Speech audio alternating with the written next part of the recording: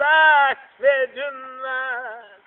Ya Resulallah, ne bileyim bu cemali, bu kemali vasfedilmem. Ya Resulallah, ki sıfatı hakkı senden, mecer intiha değil. Ya Resulallah, başımı koymaya kum tozuna.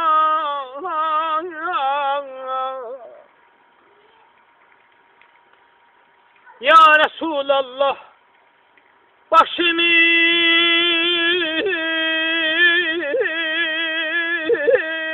koymaya kum tozuna. Gelin nevaya kesilen yolunda kurban. Adına kurban ya Resulallah, celalime kurban ya Resulallah.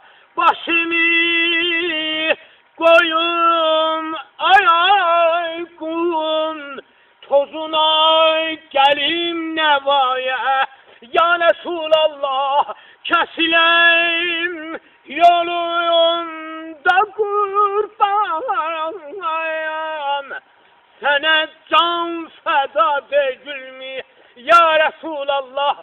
O gülüste hali esved, heceri sevadi Kabe ya Resulallah. Bu kara üzümü sürsem gözüme ziya değil mi? Allah razı olsun. Allah razı olsun.